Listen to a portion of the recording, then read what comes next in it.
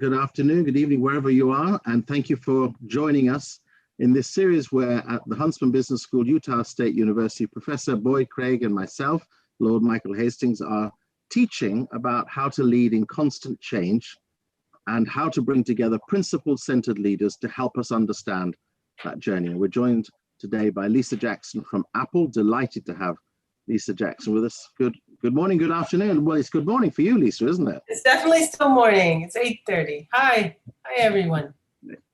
So let me start by asking you, Lisa. You've led a very full and dynamic business and political life, and you've made a lot of progress everywhere you've been.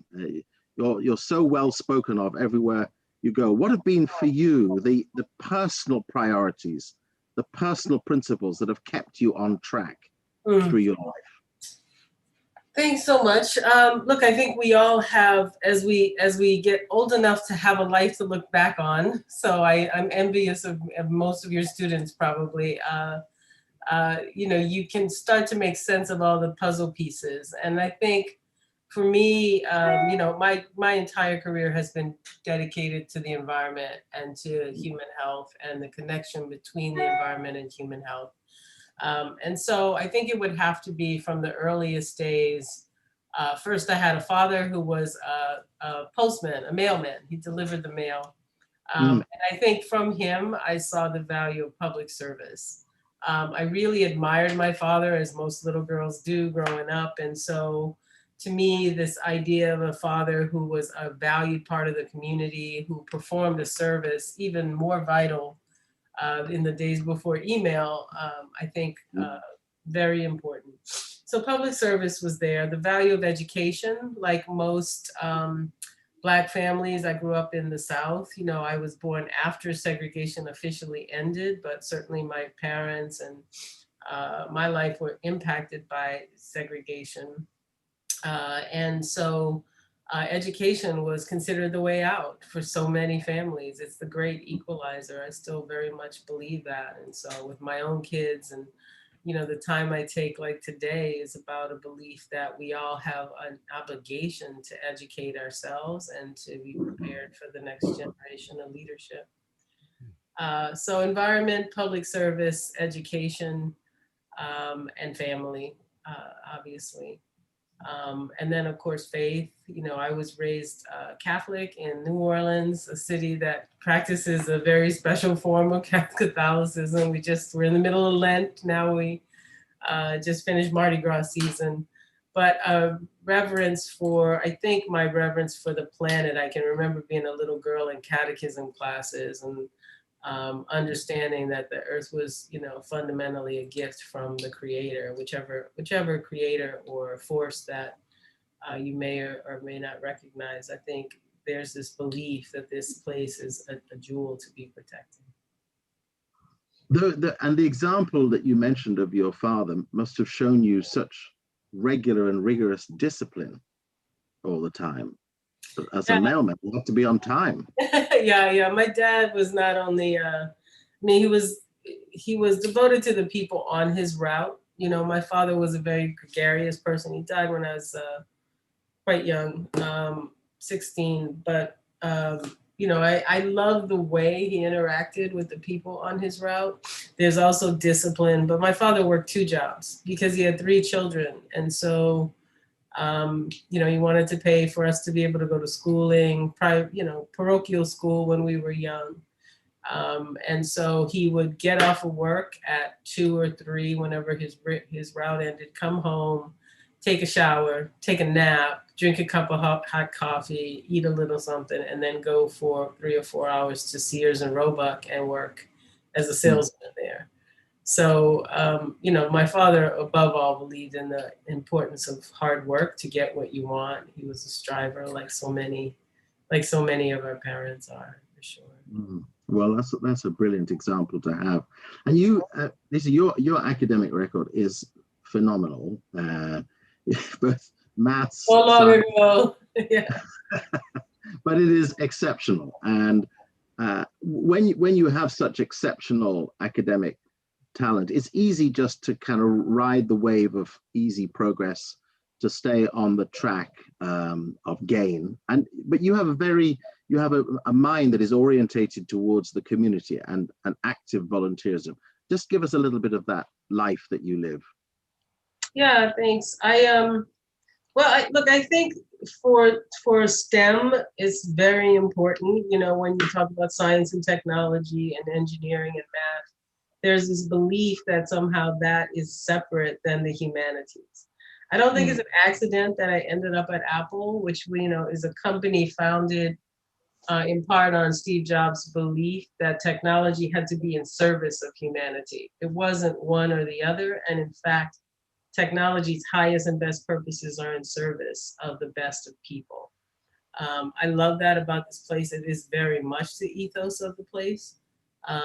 And it shows up in everything from our commitment to environment or to things like privacy, which we've been very, very vocal about. And so I think that the common term now is also STEAM. People put the arts and humanities into it.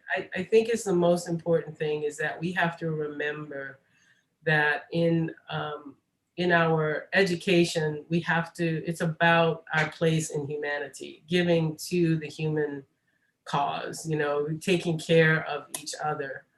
Sorry, my screen keeps moving a little bit because I'm hitting it with my foot. Sorry, y'all. And so, I believe in this idea that even when I was in school, I made sure to take music and arts classes. I would take them pass fail because I couldn't afford to get a C in a class if I was trying. At the time, I thought I was going to go to medical school. And so I was trying to keep my grades up. And later I decided to become an environmental, to really focus on the environment. And I went to engineering school for my graduate work.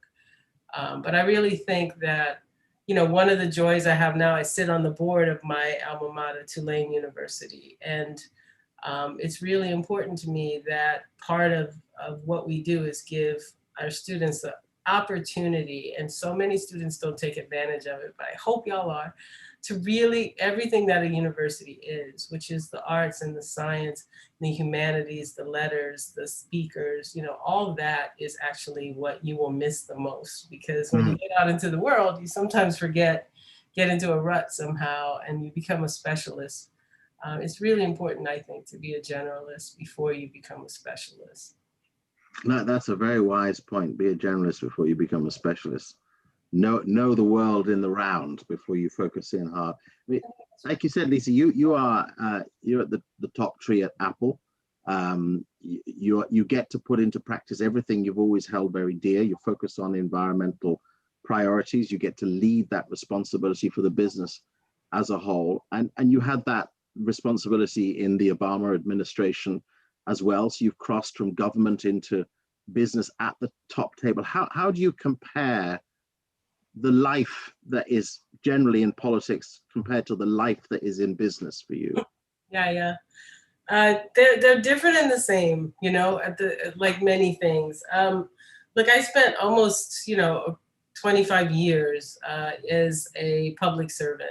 I started at the very beginning in EPA as a staff level engineer, like every other engineer. EPA, the Environmental Protection Agency, has so many scientists and engineers that we rival. Our only real rival is NASA in terms of how many people in science and engineering are at EPA. And so back to your earlier question, I think it's a wonderful example of how you can use your degrees to benefit human health, right, and the planet in general. It's an incredible opportunity, public service, because most people don't go into it, especially these days. I always remind students that there are opportunities to take on jobs that are much more meaty and have a higher level of responsibility than you would get if you start in the private sector. So when I see an entry-level person at EPA, they may be running, a multi-million-dollar cleanup project, or overseeing grants for wastewater systems, or doing air modeling that can affect an entire airshed and the health of the people who breathe the air there. That is usually bigger than what you're going to get at as an entry level at a company. And so there's a huge advantage to that, back to that idea of being a generalist. Now you come to the private sector, and I was pretty picky and fortunate that Tim contacted me after I left EPA, or I announced I was leaving. And it's not normal that someone would go from EPA, public service, to a private company. But Tim impressed me because he said, look, I want to use the voice and reach of this company to do the right thing by the environment, because I think climate change is a huge issue for the world. And so I thought to myself, the thing you had, I treasured at EPA humbly, was impact. You make a decision at EPA, or the president makes a decision on climate change, it has worldwide repercussions. I feel like Apple is the same way, humbly. Whether it's through our relationship with our customers or our relationship with our supply chain, which is huge and vast and, across the entire planet, or whether it's a relationship with our employees, we touch so many lives. And if we do that in the right way, and we model as we do now, we're 100% carbon neutral, we run on 100% clean energy for our own operations. We're in the process of trying to get as many of our suppliers to move to 100% clean energy. We pledged to have our entire operation, including our supply chain, carbon neutral by 2030. These are all big things that have an impact that can echo around the world. So I think what's the same is impact. What's different is that there's no greater trust to me than public service. When you work for the public, you have you're being paid by the public to protect their health and the health of their families and the environment that they care about. That is a public trust. I bring that to this office, and I know many people at Apple do, but it's a different approach, I think, to work. Thank you, Lisa. Well, you've certainly found your voice, and you express your voice, and you have the ability to make the things you care about so deeply come into effect. My co-professor, Professor Craig, just has a question he wants to ask you. Sure. Thank you, Lisa. I'd love it if you could give a window of insight into what it's like to work on Tim Cook's team, and perhaps what you've learned from him as a leader that's influenced your own leadership. Sure. Well, I'm in the office today. We're not back to the office except for essential meetings, but I have one in just a little bit. And I think, look, it is an incredible privilege because Tim is such a great leader. I've had the privilege, and this is something I wish for each of your students, that you have wonderful, wonderful bosses. You will have bosses, most of you, maybe not all of you.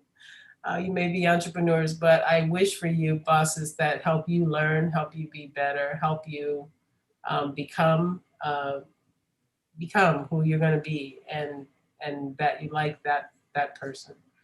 That's not to say there aren't days when you work your tail off, or where you don't get everything you were hoping for, or there aren't disappointments along the way. Tim is something else. He's compassionate. He has values. He's brought this very strong sense, reinforced that Apple has to stand for values in the world. He's a great business leader in terms of how the business has grown, but he's done it according to a set of principles that, frankly, are, I think, what set the company apart in many ways early on in its evolution. So the typical day, the thing about my job now is that I not only work on environmental work. One of the things, before the term intersectionality got so popular, Tim early on said to me, you're doing great work with this environment. What about taking a look at some of our community education work? Do you think that might be of interest? And I thought, besides having gone to school, what do I know about education? But what he was seeing is that so many of our values overlap. Education, our work on accessibility to help ensure that our products meet the needs of our customers who may have a disability. 1 in 7 people on the planet are disabled. And by the way, if you don't have a disability now, you will probably get one as you age, right? And so like this understanding that if you care about people with disabilities and you care about the environment, you care about education, you care about privacy, you care about human rights, all those things intersect. And so my job includes social initiatives that are bigger than the environment. I run worldwide government affairs for the company, which keeps me pretty engaged in a number of issues. I love that we have government affairs in the same place as our values, because it reinforces the importance of showing up in the world in a way that is about what we care about and our values, not only about the bottom line, which I think is what most people would assume about business in general. So yeah, and so, meetings, it used to be a lot more travel. It's good for the planet that we're not traveling as much, but we still have adapted. I happen to be working at Apple, which is a company whose products have allowed, many of us to be a part of keeping our lives going during the midst of a global pandemic. So he's an incredibly forward-looking thinker. He's always a couple of moves ahead of me on the chessboard, and so I find that incredibly, invigorating, because you want to learn and do as well. It's a pretty remarkable place. Thank you so much, Lisa. Back to you, Michael. Lisa, thank you so much for your time this morning. We know that life is busy and you have meetings, and we're so grateful for the time that you've made for us and for our students, and looking at you as a great example of somebody who has kept pioneering in everything that you have done.